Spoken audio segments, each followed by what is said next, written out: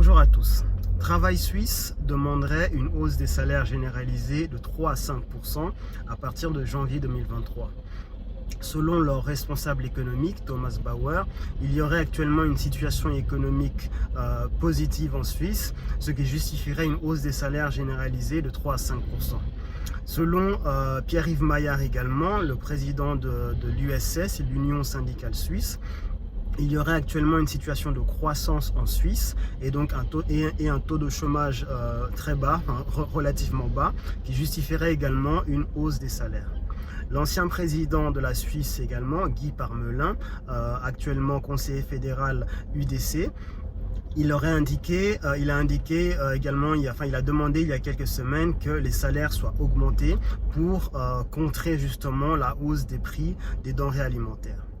Alors, toutes ces personnes, tous ces bords politiques semblent indiquer qu'il y a actuellement une situation économiquement bonne pour les entreprises, que les entreprises sont en train de s'enrichir et qu'il conviendrait du coup de redistribuer cette richesse avec les employés.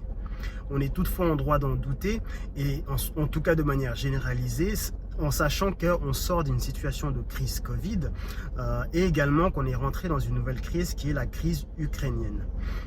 Alors, plusieurs éléments permettent de douter justement qu'on est actuellement en situation de croissance, en tout cas de manière généralisée.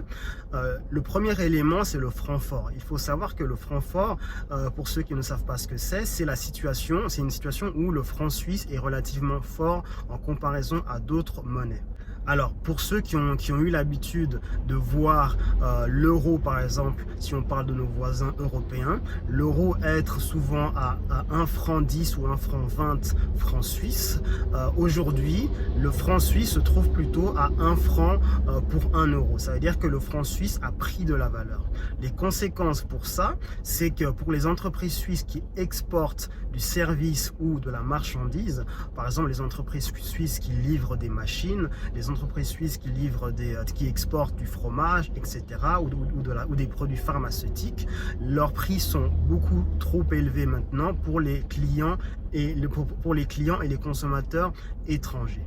Également, le tourisme suisse va souffrir. Pourquoi? Parce que les prix des stations de ski, des hôtels, etc., pour les touristes étrangers en Suisse sont beaucoup trop élevés. Donc les touristes étrangers vont avoir tendance à moins consommer, à moins venir en Suisse pour leurs vacances. On peut également parler de justement cette hausse de prix des matières premières et des denrées alimentaires. Il faut savoir que ça a des conséquences pour les entreprises et également pour les responsables d'entreprise. Par exemple, si on parle, il y a actuellement une hausse de plus 48% sur une année pour les produits pétroliers et également une hausse de plus 88% pour le mazout. Et ça, c'est des chiffres qui sont donnés par l'indice suisse des prix à la consommation qui est calculé qui est contrôlé par l'OFS, l'Office fédéral des statistiques. Et donc, les conséquences, c'est que rien que pour les bureaux, les frais de fonctionnement seront plus élevés, notamment avec la hausse du prix du chauffage, du mazout, etc. Pour votre employeur, son prix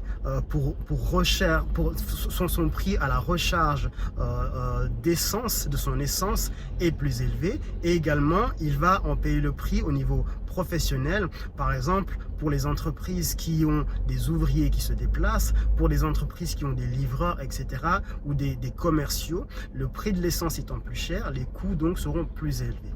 Pour les entreprises également qui fabriquent des marchandises, sachant qu'il y a une hausse de prix des denrées alimentaires, elles vont devoir, leur coût de fabrication et de production sera plus élevé et elles vont être forcées d'augmenter leur prix.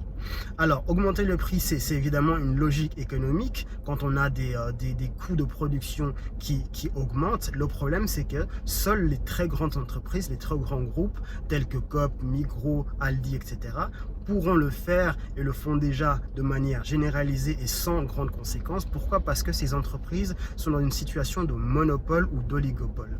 Un oligopole, c'est une situation où vous avez quelques offrants, quelques entreprises qui tiennent le marché marché qui constituent donc l'offre et font face à une demande qui ne peut pas baisser. C'est notamment le cas, je citais ici, de Coop, Migros, etc.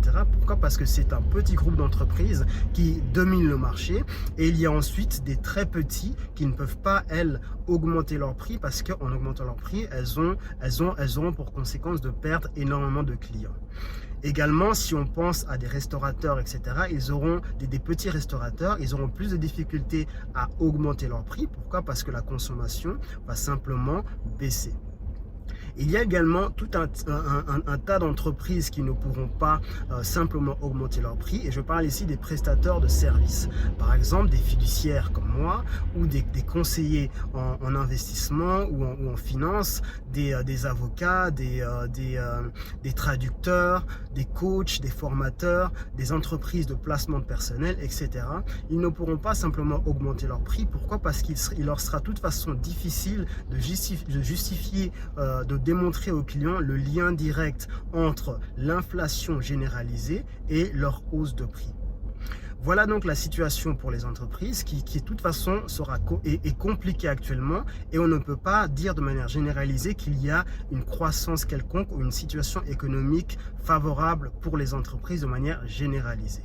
On peut également se poser la question de la géopolitique. Il faut savoir que la Suisse a décidé il y a quelques mois d'emboîter le pas à l'UE et à l'OTAN en reprenant les sanctions contre la Russie et en les appliquant de manière unilatérale sans concertation et de manière un petit peu hâtive. On peut se poser la question, est-ce que la Suisse, en étant justement un pays neutre, n'aurait pas dû s'abstenir ou en tout cas calculer les impacts que ça aurait pour sa population et pour son économie?